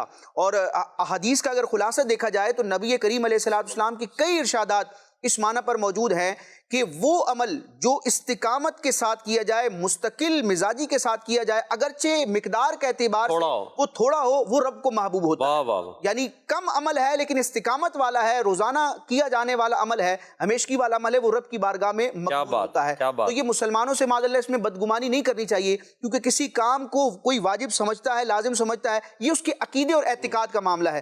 جب تک وہ اپنے لبوں سے اس کو ظاہر نہیں کرتا تو اس وقت تک ہمیں حسن ظن ہی رکھنا چاہیے. اللہ تبارک و تعالیٰ نیک کاموں پر ہمیں ہمیشگی اختیار کرنے کی توفیق عطا فرمائے. ماشاءاللہ، بہت اچھا آپ نے جواب دیا. اور دیکھیں مسلمان قبرستان جا رہے ہیں، اچھا کام کر رہے ہیں نا، اچھا کام کرنے والے سے بدگمانی کرنا یا اس کے بارے میں غلط کمنٹس دینا یہ سمجھ سے بالاتر ہے. قبرستان جا رہا ہے، اچھا ہی کر رہا ہے. ہاں وہاں جا کر جو خرافات اور غلط کام ہوتے ہیں، مثال کے طور پر قبروں پر پاؤں رکھ دینا ہے یا قبرستان میں اور جو ناجائز انداز لوگ اختیار کرتے ہیں، اس کی کوئی بھی پذیرائی نہیں کرتا. مگر فی نفسی ہی قبرستان جانا چونکہ ثابت ہے، سنت ہے، اس کی اجازت ہے، لہٰذا اس میں مسلمانوں کو عبرت حاصل کرنے کے لیے، ثواب حاصل کرنے کے لیے، ثواب پہنچانے کے لیے اور مردوں کو ایصال ثواب کرنے کے لیے ہمیں قبرستان جانا چاہیے، چاہے وہ نصف شعبان کی رات ہو یا کوئی اور دن ہو. تو نصف شعبان مسلمانوں کا معمول ہے. اور بعض جگہ اگر ہم جائیں تو انٹیریئر میں جاتے ہیں تو وہ عید والے دن بھی قبرستان جانے کا ایک پورا ان کا معمول ہوتا ہے. عاشورے والے دن جاتے ہیں تو ٹھیک ہے، ایک اچھا کام کریں، کوئی حرج نہیں. اللہ پاک ہمیں مسلمانوں سے حسن رکھنے کی توفیق عطا فرمائے. شاہ صاحب، موضوع چل رہا ہے نفل روزوں کا ہمارا، تو قرآن کوئی آیت مبارکہ بھی آپ بیان فرمائیں نا. روزے داروں کے تعلق سے قرآن کیا فرماتا ہے؟ ایک تو فرض روزے ہیں، جب مطلقاً روزے رکھنے کے تعلق سے ویسے صائم کہا جاتا ہے روزے رکھنے والے کو، اور اسلامی بہن ہو یعنی خاتون ہو تو اس کو صائمتن یا صائمات جمع ہو جائیں تو کیا فرماتے ہیں؟ اللہ تبارک و تعالیٰ پارہ 22 ہے سورہ احزاب کی آیت نمبر 35 میں اللہ تبارک و تعالیٰ عز و جل ارشاد فرماتا ہے، ترجمہ کنز الایمان، اور روزے والے اور روزے والیاں اور اپنی پارسائی نگاہ رکھنے والے اور نگاہ رکھنے والیاں اور اللہ کو بہت یاد کرنے والے اور یاد کرنے والیاں، ان سب کے لیے اللہ پاک نے بخشش اور بڑا ثواب تیار کر رکھا ہے. سبحان اللہ. ان سب کے لیے تو یہ ارشاد ہوا سورہ احزاب کی آیت نمبر 35 میں. یہاں جو فرمایا گیا نا والصائمین والصائمات، اور روزے والے اور روزے والیاں، اس کی تفسیر میں حضرت علامہ ابو البرکات عبداللہ بن احمد نصفی رحمۃ اللہ تعالی علیہ لکھتے ہیں، اس میں فرض اور نفل دونوں قسم کے روزے داخل. اللہ اکبر. واہ. منقول ہے جس نے ہر مہینے ایام بید یعنی چاند کی 13، 14 اور 15 تاریخ کو 3 روزے رکھے، وہ روزے رکھنے والوں میں شمار کیا جاتا ہے. وہ صائمین اور صائمات کے زمرے میں آ جائے گا. اللہ اکبر. واہ. قرآن مجید فرقان حمید میں اس کا ذکر بھی ہے اور ترغیب بھی ہے. اور نبی پاک علیہ السلام کی حیات طیبہ میں نے عرض کیا کہ آقا علیہ السلام کی زندگی اٹھا کے دیکھ لیں تو آپ کو جو ہے وہ روزوں کی کنٹینیو ملے گی. نبی پاک علیہ السلام مختلف ایام میں جو ہے وہ روزوں کا اہتمام کیا کرتے تھے. تو ہمیں چاہیے کہ نبی رحمت علیہ السلام کی ان مبارک اداؤں کو جو ہے وہ ادا کرتے ہوئے روزوں کی کثرت رکھیں. اچھا، آپ روزوں کہ دیکھیں روزہ جو ہے یہ نفلی جو عبادت ہے، بیسیکلی اصل میں بات یہ ہے کہ دیکھیں اسٹیمنا ہوتا ہے نا، اسٹیمنا، اس کے اوپر لوگ بڑی کوششیں اور بڑی محنت کرتے ہیں. چاہے ایتھلیٹس ہیں، کوئی بھی کام ہے اس کے اندر اسٹیمنا جو ہے نا، قوت مداومت کہہ لیں یا طاقت اور قوت کہہ لیں، برداشت کرنا، یہ اس کے اوپر پوری مشقیں ہوتی ہیں. چاہے ہمارے وہ پولیس والے بھائی ہیں، چاہے فوجی بھائی ہیں، ان کی جب ٹریننگ ہوتی ہے تو ٹریننگ کے اندر پورا سیشن ہوتا ہے اس کے اوپر جو ہے نا وہ کہ اسٹیمنا بنانا ہوتا ہے کہ اس کے اندر جو ہے وہ قوت برداشت پیدا کرنی ہوتی ہے اور زیادہ دیر تک. اس کے اندر جو نفلی روزے ہیں نا، بھوک کو برداشت کرنا، یہ جو ہے نا بہت بڑا ایک فن ہے. اور جو بھوک کو برداشت کرنے میں کامیاب ہو جاتا ہے نا، اب بھوک کو برداشت کرتا ہے نا، اب جب اپنے اوپر یہ جو اس کے جو اندر اللہ تبارک تعالیٰ نے ایک نظام رکھا ہوا ہے، یعنی جب کھانا نہیں کھائے گا جو ہے وہ جسم کو جو ہے وہ بھوکا رکھے گا، پیاسا رکھے گا، تو جسم کے اندر ایک سسٹم اور نظام ہے، وہ تمام سسٹم اور نظام جو ہے وہ ایکٹیو ہوتا ہے، ایکٹیو ہو جاتا ہے، اور اس کے اندر بہتری آ جاتی ہے، اور اس کے اندر جو ہے اس کو بہت سارے ایسے ہمارے آرگنز ہیں جسم کے اندر جن کو ریسٹ کرنے کا موقع ملتا ہے۔ اللہ اکبر۔ دیکھیں ہمارا معدہ ہے، اب معدے کے اندر جب کچھ نہ کچھ ڈالتے رہیں گے، ہر وقت ڈالتے رہیں گے کچھ نہ کچھ، تو معدے کو تو کام کرنا ہی پڑ رہا ہے، اس کو ریسٹ نہیں مل رہا۔ روزے کی حالت میں جب بندہ روزہ رکھتا ہے، اب چاہے وہ نفلی روزہ ہے، چاہے وہ فرض روزہ ہے، اس کے فضائل و کمالات برکتیں اپنی جگہ پر ہیں، لیکن دیکھیں دنیاوی فائدہ یہ ہو رہا ہے کہ آپ کا جو سٹمک ہے، آپ کا جو معدہ ہے، اس کو ریسٹ مل رہی ہے۔ اچھا، اب اس کو جب ریسٹ ملتا ہے نا تو اس کی جس میں کارکردگی یعنی اس میں اضافہ ہوتا ہے، اس میں بہتری آتی ہے۔ پھر جو ہے وہ اسی طریقے سے جگر ہے، تو جگر کو مضبوط بنانے کا جو طریقہ لکھا ہے کتابوں کے اندر کہ انسان تھوڑا بھوکا اور پیاسا رہے، اس سے کیا ہوتا ہے کہ خون کی جو روانی ہوتی ہے، خون کی کچھ کمی واقع ہوتی ہے، اور خون کی جو شریانوں کے اندر اس کا جو ہے خون کا بہاؤ جو ہوتا ہے، اس کے اندر سرکولیشن کے اندر فرق آتا ہے۔ اس سے کیا ہے، جو پریشر بلڈ ہو رہا ہوتا ہے، چاہے وہ دل کے اوپر پریشر بلڈ ہو خون کی روانی کی وجہ سے، چاہے وہ جگر کی وجہ سے، جگر کو بھی زیادہ کام کرنا پڑتا ہے، جتنا خون کی روانی زیادہ ہوگی، جتنا کھانا پینا زیادہ ہوگا، خون کے اندر پارٹیکلز جو ہے نا اتنے زیادہ جائیں گے، اور پھر اس کو پورا محنت اور کام کرنا پڑے گا۔ اسی طریقے سے ہمارے گردے ہیں، گردے بھی کام کرتے ہیں، تو ظاہری بات ہے گردوں کو زیادہ کام کرنا پڑتا ہے۔ ایسے ہی ہمارے پھیپھڑے، یہاں تک کہ ڈاکٹروں نے لکھا ہے کہ یہ سمجھنے جتنے بھی ہمارے آرگنز ہیں، یہ تمام آرگنز اگر ہم روزہ رکھیں، اپنے آپ کو بھوک اور پیاس کا تھوڑا عادی بنائیں، تو اس سے ان تمام کو ریسٹ بھی ملے گا، اور ان کی ایفیشنسی کے اندر، ان کی قوت اور توانائی کے اندر جو ہے وہ کافی حد تک اضافہ ہوتا ہے۔ کیا بات ہے، ماشاءاللہ۔ تو نفل روزے رکھیں، اس کی برکتیں انشاءاللہ الکریم دنیا میں ہی حاصل ہوں گی، انسان صحت یاب ہوگا، صحت مند رہے گا۔ اور نبی پاک علیہ السلام کی ایک حدیث پاک بھی ہے، آقا دو جہاں علیہ السلام نے فرمایا کہ روزے رکھو صحت یاب ہو جاؤ۔ کیا بات ہے، ماشاءاللہ۔ یعنی دنیاوی فوائد بھی ہیں اور اخروی فوائد بھی، اور آخرت میں دیدار خدا تو روزے دار کو ملنا ہی ہے انشاءاللہ۔ ہم اللہ کے دیدار کے لیے روزہ رکھیں نا، اس طرف میں وہی عشق والی بات دوبارہ لے آتا ہوں، یعنی اللہ کے دیدار کے لیے روزہ رکھیں۔ آج بھوکا پیاسا رہ رہا ہوں اس لیے کہ اللہ پاک مجھے اپنا دیدار جنت میں عطا فرمائے گا۔ جب نیکوں کے لیے دسترخوان بچھے گا، قرب والوں کے لیے دسترخوان بچھے گا، اللہ کے محبوبوں کے لیے دسترخوان بچھے گا، تو اس میں ہمارا بھی کوئی نام شامل ہو جائے، اور اس دسترخوان پر، اس خانے کرم پر ہم بھی حاضر ہو جائیں۔ اور جب نعمت اللہ پاک بانٹے اور نعمت دیدار عطا فرمائے، تو اللہ کریم ہم سب کو اپنی دیدار سے بھی مشرف فرمائے۔ اعلیٰ حضرت رحمۃ اللہ تعالی کا وہ شعر ہے نا، اس پر وہ یہ بھول گیا میں، اعلیٰ حضرت نے یہ اسی چیز کو خانے کرم کے تعلق سے جب خدا دکھلائے، خدا دن خیر سے لائے، سخی کے گھر ضیافت کا۔ سبحان اللہ۔ حضور یہ شعبان کے تعلق سے ہم بات اب چاہتا ہوں کہ کچھ گفتگو ہو جائے۔ 14 شعبان کا روزہ جو ہمارے یہاں رکھا جاتا ہے، ترغیب بھی دی جاتی ہے، اور ہم یہ کہتے ہیں کہ بھئی اس دن جو ہے وہ کیا کہتے ہیں کہ اعمال نامے بند ہو رہے ہوتے ہیں۔ تو اس کو میں لیتا ہوں، پہلے ایک کال لے لیتے ہیں۔ جی، کال دیجیے گا۔ محمد ارسلان اتاری، مدینہ الاولیاء ملتان شریف سے بات کر رہا ہوں۔ ماشاءاللہ سے بابرکت مہینے سلسلہ بہت ہی پیارا چل رہا ہے۔ محسن بھائی آپ سے یہ سوال ہے، 14 شعبان اور 15 شعبان کا جو روزہ رکھا جاتا ہے، اس کی کتنی فضیلت ہے؟ احادیث وغیرہ میں اس بارے میں رہنمائی فرمائے۔ جی انشاءاللہ اس کا جواب لیتے ہیں۔ ایک اور کال اگر ہے تو وہ دے دیجیے۔ میرا سوال یہ ہے کہ شعبان کا مہینہ جس کو آقا کا مہینہ بھی کہا جاتا ہے، کیا یہ مہینہ حرمت والے مہینوں میں شامل ہے؟ اگر نہیں تو پھر اس کے حوالے سے اتنی تاکید ہونے کی وجہ کیا ہے؟ براہ مہربانی جواب ارشاد فرما دیجیے، جزاک اللہ۔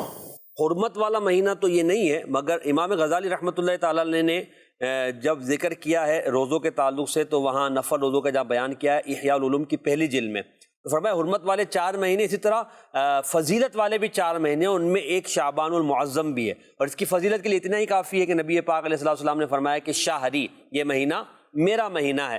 تو اس لیے اس مہینے کو ایک برکت اور ایک فضیلت حاصل، اگرچہ وہ 4 مہینے جن کو قرآن نے حرمت والا کہا ہے، وہ اس میں شامل نہیں ہے شعبان المعظم، مگر یہ فضیلت، برکت، اس کے فضائل اور اس میں ثواب روزوں کا اور پھر عبادات کا اور پھر نبی پاک علیہ الصلوۃ والسلام کا اپنا خود عمل، اس وجہ سے شعبان المعظم کی اہمیت ظاہر ہوئی اور وہ احادیث اور تابعین کے ذریعے ہم تک پہنچی۔ تو امت جو ہے وہ کہے تو ہم قرن اول سے یعنی قدیم سے شعبان کا ادب و احترام کرتے ہوئے اس کے اہتمام کرتی، کیونکہ شعبان رمضان سے بالکل ملا ہوا ہے۔ تو رمضان المبارک کے اہتمام اور اس کی تیاری کے لیے شعبان المعظم میں اہتمام کیا جاتا ہے تاکہ مسلمان رمضان المبارک میں اللہ تبارک و تعالیٰ کی مزید اچھے انداز میں عبادت کرنے میں کامیاب ہو جائیں۔ شعبان کے روزے کی فضیلت کے بارے میں کچھ فرمائیے۔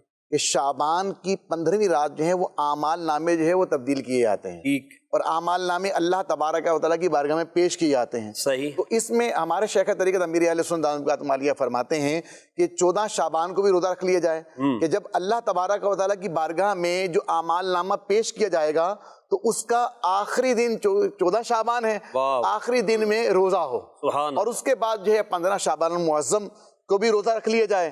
تو جو اعمال نامے کا سمجھ لیں پہلا دن ہوگا، اگلا جو اعمال نامہ جو سمجھ لیں کہ چیپٹر شروع ہو رہا ہے تو اس دن بھی روزہ ہوگا۔ تو اس کی فضیلت بھی ہے حدیث کریمہ کے اندر، جو حضرت علی المرتضیٰ شیر خدا کرم اللہ تعالیٰ وجہ کریم سے مروی ہے کہ نبی پاک صاحب الاولاق سیاہ افلاق صلی اللہ علیہ وآلہ وسلم کا فرمان عالی شان ہے، جب 15 شعبان کی رات آئے تو اس میں قیام یعنی عبادت کرو اور دن میں روزہ رکھو، بے شک اللہ تعالیٰ غروب آفتاب سے آسمان دنیا پر خاص تجلی فرماتا ہے اور کہتا ہے کوئی مجھ سے مغفرت طلب کرنے والا کہ اسے بخش دوں، ہے کوئی روزی طلب کرنے والا کہ اسے روزی دوں، ہے کوئی مصیبت زدہ کہ اسے عافیت عطا کروں، ہے کوئی ایسا اور یہ اس وقت تک فرماتا ہے کہ فجر طلوع ہو جائے۔ اللہ اکبر۔ جیسے حدیث پاک میں آپ نے سماعت کیا 15 شعبان کے روزے کی تو باقاعدہ فضیلت آئی ہے، ٹھیک ہے، اور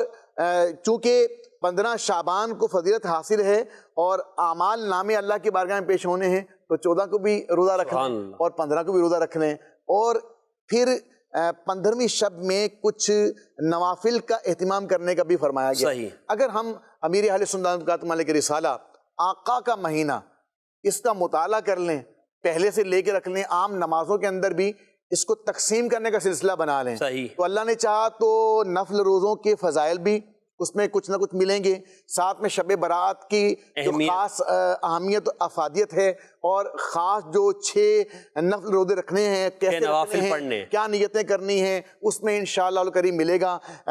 نصف شعبان کی جو ہے دعا بھی اس کے اندر لکھی ہوئی ہے، تو کوشش کر کے اس رسالے کو حاصل کر لیں، اس کو 15 شعبان آنے سے پہلے اس کا مطالعہ کر لیں، اور بہتر یہ ہے اگر اللہ تبارک تعالیٰ آپ پر کرم فرمائے، اگر سمجھتے ہیں ہمارے گھروں پر اللہ رحمت نازل فرمائے، اللہ تبارک تعالیٰ ہمارے جہاں ہم کالج میں ہیں، یونیورسٹی میں ہیں، اگر ہم جناب وہ اپنے دکان میں ہیں، بزنس پوائنٹ پہ ہیں، کوئی دفتر میں ہیں، اگر یہ ہم کام کر لینا کہ یہ جو رسالہ ہے آقا کا مہینہ، یہ رسالہ اور فیضان سنت سے نفل روزوں کے جو فضائل ہیں، اس کا ہم گھر میں درس دینے کا اہتمام کر لیں۔ کیا بات ہے، درس دینے کا اہمیت بنے گی، گھر میں درس کی ترکیب بنا لیں، اور ایک آپ کا جو بزنس پوائنٹ ہے وہاں پر بھی ایک درس دینے کی ترکیب بنا لیں۔ آپ بولیں گے درس کیسے دیں؟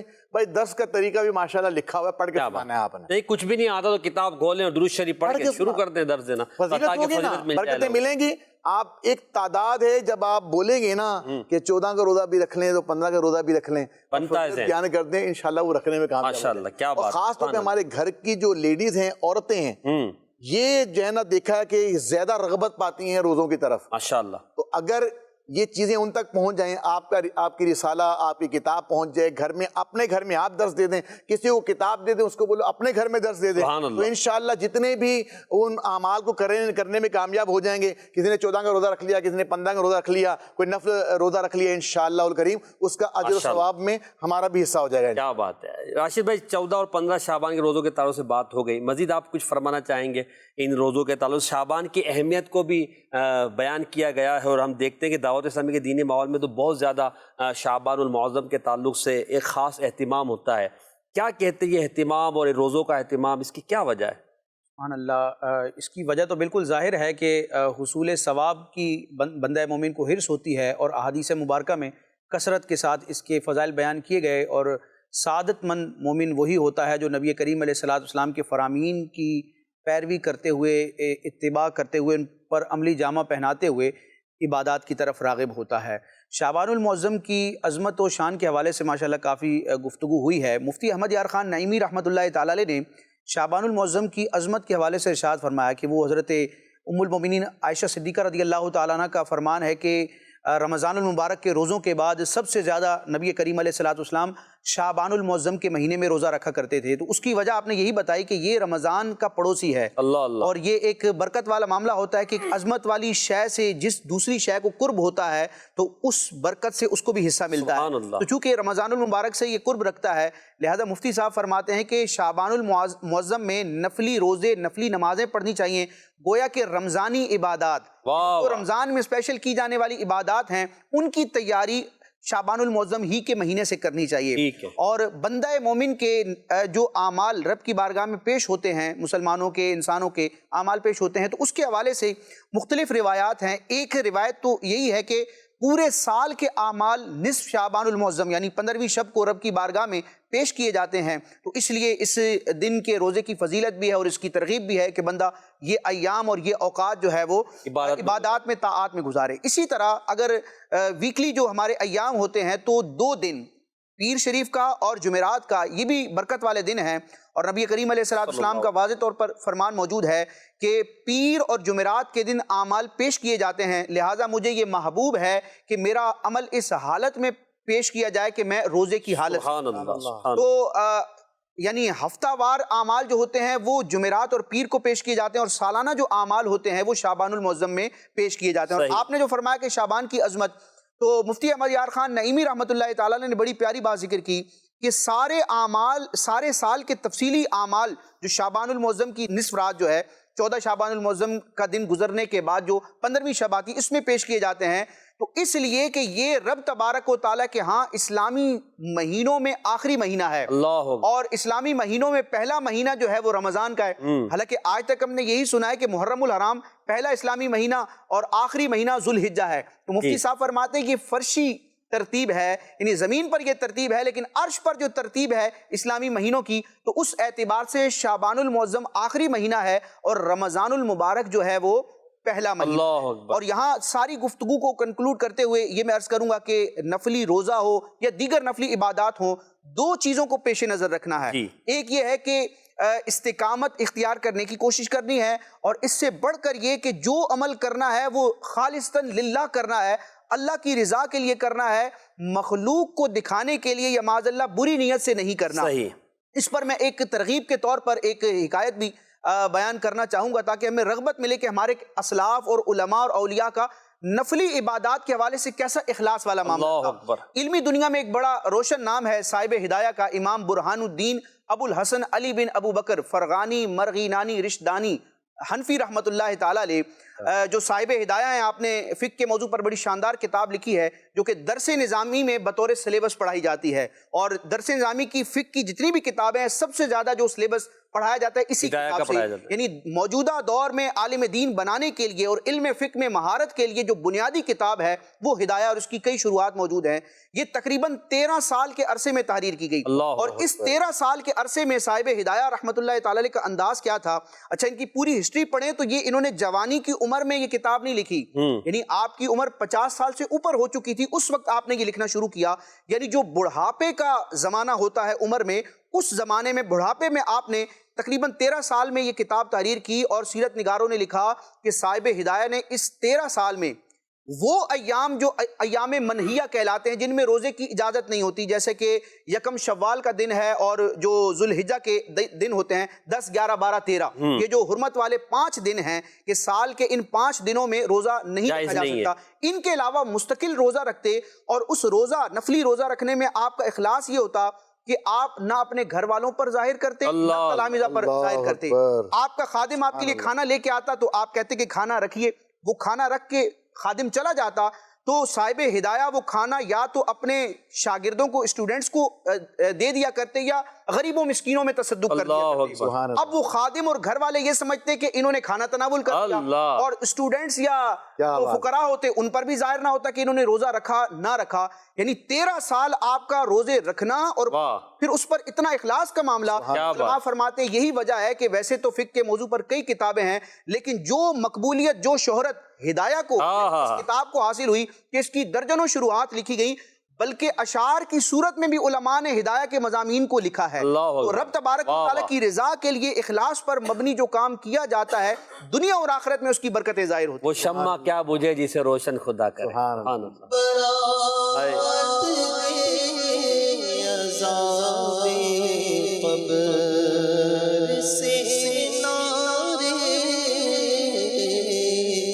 جہنم سے برات دے، عذاب قبر سے نالے، جہنم سے ماہ شعبان کا صدقہ فرما دے کرم۔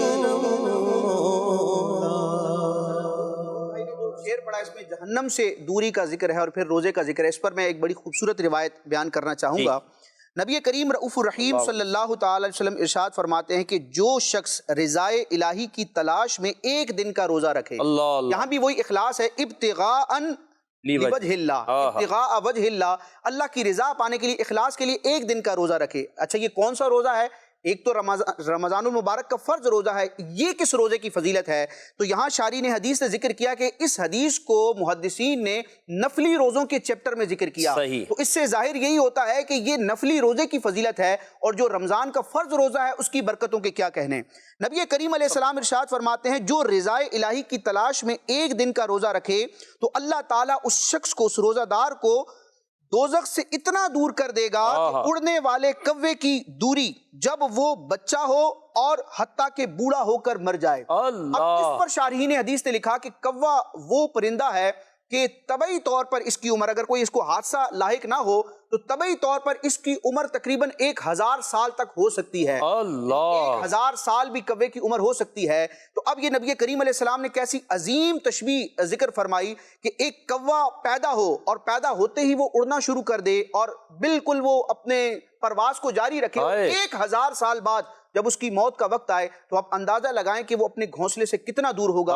رب کا کتنا فضل ہے کہ رب کی رضا کے لیے پورا مہینہ، پورا سال، پوری زندگی نہیں، بلکہ صرف ایک روزہ اگر بندہ مومن نے رکھ لیا، رب کی بارگاہ میں قبول ہو گیا تو وہ جہنم سے اتنا دور ہو جائے۔ اللہ اکبر، اللہ اکبر۔ ہمیں اخلاص کے ساتھ اللہ نفل روزے رکھنے کی توفیق عطا فرمائے۔ شعبان کا مہینہ چل رہا ہے، اللہ کو ہمیں توفیق دے کہ ہم پیر کا، جمعرات کا، پھر آنے والے اتوار کا، پھر اگلے پیر کا روزہ رکھ لیں، اور انشاءاللہ پھر اس طرح برکتیں حاصل کرتے رہیں، اور روزوں کی ان سعادتوں سے اللہ کی بارگاہ میں وسیلہ پیش کریں کہ اللہ ان نفلی روزوں کا صدقہ ہمیں جہنم سے دور فرما دے۔ ہمارے پروگرام میں ایک سیگمنٹ اور ہم شامل کرتے ہیں درود پاک کی فضائل کے تعلق سے، پروگرام کا وقت بھی تقریباً اختتام کو پہنچا ہے، وہ سیگمنٹ شامل کرتے ہیں، اس کے بعد انشاءاللہ کچھ گفتگو اختتامی لے کر اپنے پروگرام کو ختم کریں گے۔ سیگمنٹ کا نام ہے برکات درود۔ یا اللہ رحمت پہ تیری ہے آسرات۔ بسم اللہ الرحمن الرحیم۔ مدنی چینل کے ناظرین، پروگرام ہے بابرکت مہینے، اور اس پروگرام میں ایک بڑا ہی پیارا سیگمنٹ ہے برکات درود۔ آج جو درود پاک کی فضیلت سنیں گے، سبحان اللہ، ان خوش نصیب افراد کے بارے میں جنہیں اللہ پاک قیامت کے دن اپنے عرش کے سائے میں جگہ عطا فرمائے گا۔ اور کون خوش نصیب ہوں گے جنہیں رحمان اپنے عرش کے سائے میں جگہ عطا فرمائے گا۔ القول البدی میں پیارے آقا صلی اللہ علیہ وآلہ وسلم کا ایک فرمان ہے۔ اللہ پاک کے پیارے پیارے آخری نبی محمد عربی صلی اللہ علیہ وآلہ وسلم نے ارشاد فرمایا، قیامت کے دن 3 اشخاص وہ ہیں کہ جنہیں اللہ اپنے عرش کا سایہ عطا فرمائے گا، اور عرش کے سائے کے نیچے انہیں جگہ ملے گی جس دن عرش کے سائے کے سوا کوئی اور سایہ نہیں ہوگا۔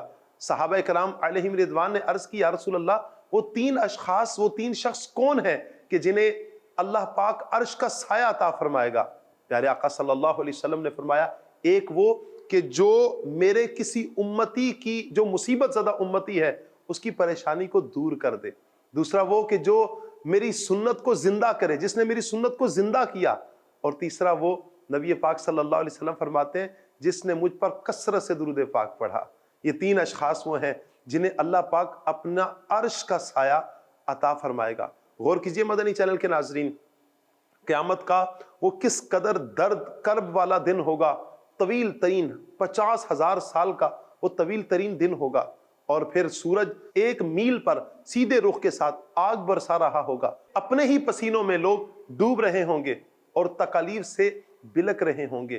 اس کیفیت میں کتنے ہی خوش نصیب یہ افراد ہوں گے کہ جو کسی مصیبت زدہ کی تکلیف کو، پریشانی کو دور کر دے، یا نبی پاک صلی اللہ علیہ وسلم کی سنت کو زندہ کرے، تیسرا وہ کہ جو پیارے آقا صلی اللہ علیہ وسلم پر کثرت سے درود پاک پڑھے، انہیں اللہ پاک عرش کا سایہ عطا فرمائے گا۔ اور جنہیں عرش کا سایہ نصیب ہوگا، ان کے حوالے سے آتا ہے کہ انہیں 50,000 سال کا طویل ترین دن کتنا لمبا لگے گا؟ فرمایا کہ جتنا فرض نماز پڑھنے کو ٹائم لگتا ہے اتنا ہی لمبا وہ انہیں دن لگے گا۔ اللہ اکبر، یعنی نہ انہیں کوئی تکلیف نہ کوئی پریشانی ہوگی، اللہ کے خاص کرم میں ہوں گے، اللہ کی رحمتوں کے، اللہ کے عرش کے سائے میں ہوں گے۔ مدنی چینل کے ناظرین، پیارے آقا صلی اللہ علیہ وآلہ وسلم پر کثرت سے درود پاک پڑھنے کی ہمیں نیت کرنی چاہیے، کثرت سے درود پاک پڑھنا بھی چاہیے کہ اگر ہم چاہتے ہیں، اور یقیناً ہر مسلمان کا یہی عقیدہ، یہی نظریہ، یہی چاہت ہے کہ اسے اللہ کے عرش کا سایہ نصیب ہو جائے، تو کثرت سے درود پاک پڑھیں۔ اپنے مسلمان بھائی اگر کسی کو مصیبت زدہ دیکھتے ہیں، اس کی مصیبت پریشانی کو دور کرنے کی کوشش کیجئے، پیارے آقا صلی اللہ علیہ وآلہ وسلم کی پیاری پیاری سنتوں پر عمل کریں، انشاءاللہ اللہ کی رحمت پر یقین رکھیں کہ اللہ ہمیں بھی ان افراد میں شامل فرمائے گا کہ جنہیں اللہ عرش کا سایہ عطا فرمائے گا۔ صلو علی الحبیب صلی اللہ تعالی علی محمد صلی اللہ علیہ وسلم۔ ماشاءاللہ، پروگرام کا وقت تقریباً اختتام کو ہے، تو ایک روایت میں سناتا ہوں، اس کے بعد انشاءاللہ راشد بھائی آخر میں کچھ ترغیبی کلمات اور کچھ قذافی شاد ذکر کریں گے۔ ابن عساکر کی روایت ہے، حضرت سلیمان علیہ السلام 3 دن مہینے کے شروع میں، 3 دن درمیان میں اور 3 دن آخر میں روزہ رکھتے تھے، اور اس طرح مہینے کے اوائل، شروع، اواسط یعنی درمیان اور اواخر میں روزہ دار رہتے تھے۔ تو اگر ممکن ہو تو ہمیں یہ 3 دن کے شروع، 3 دن کے درمیان اور 3 دن کے آخر کے روزے رکھ لینے چاہیے۔ اور صوم داؤدی جو ہے وہ یہ ہے کہ 3 دن روزہ رکھ، 1 دن روزہ رکھے، پھر 1 دن افطار یعنی روزہ نہ رکھے، اس طرح بھی چاہیں تو روزہ رکھ سکتے ہیں، نفلی روزوں کی برکت پا سکتے ہیں۔ جی حضور۔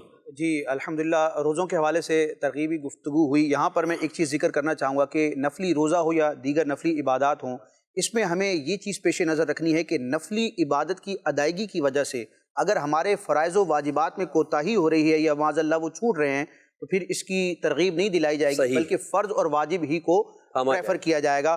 اس سے وقت بچتا ہے اور اس کی ادائیگی میں حرج نہیں آتا، تو پھر نفلی عبادات کا ذہن ہو۔ اسی طرح جو روزے ہوتے ہیں، نفلی روزے ہوتے ہیں، اب چونکہ انسان کام کاج بھی کرتا ہے اور اجارے وغیرہ کی بھی معاملات ہوتے ہیں اور دیگر گھر والوں کے بھی کچھ حقوق ہوتے ہیں، تو نفلی روزہ ہو یا نفلی عبادات ہوں، اس چیز کو بھی ہمیں پیش نظر رکھنا ہے کہ جو حقوق العباد ہیں، ہم سے متعلقہ دیگر افراد کے حقوق ہیں، ان میں بھی کوئی تعطل اور ان میں کوتاہی اور حرج نہ آئے۔ تمام چیزوں کو مینیج کرتے ہوئے اللہ تبارک و تعالی ہمیں فرائض و واجبات کے ساتھ سنن و مستحبات کی پابندی کرنے، ہمیشگی اختیار کرنے، اس کی برکتیں پانے کی توفیق عطا۔ ماشاءاللہ۔ جی شاہ صاحب۔ شعبان المعظم کا مبارک مہینہ ہے، تو میں یہ عرض کروں گا کہ ایک تو رمضان شریف جو قریب ہے، امیر اہل سنت مولانا الیاس قادری صاحب دامت برکاتہ العالیہ کی بڑی پیاری کتاب ہے فیضان سنت، اس کا چیپٹر ہے فیضان رمضان۔